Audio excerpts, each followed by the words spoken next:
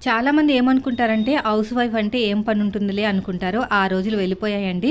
ప్రతి ఒక్కరు వాళ్ళకి టాలెంట్ తగ్గట్టు వాళ్ళు పనిచేస్తూనే ఉన్నారు. ఈ మధ్యన యూట్యూబ్ ఛానల్స్ బాగున్నాయి కదా! అది ఎంతో మందికి దారి చూపిస్తున్నాయండి. నిజంగా మన ఇంట్లో ఉండే ఆడవాళ్ళకి యూట్యూబ్ అనేది ఒక వరంలా తయారైంది. అది మనీ వస్తుందా రావట్లేదని తర్వాత సంగతి. మన ఇంట్లో పనులు చూసుకుంటేనే మన పనులు మనం ఎడిటింగ్ చేసుకుని ఒక వీడియో అప్లోడ్ చేసుకున్నామంటే కనీసం ఒక 6 నెలలకు ఒకసారి మనీ వచ్చినా కూడా అది మన పాకెట్ మనీకే వెళ్తుందండి.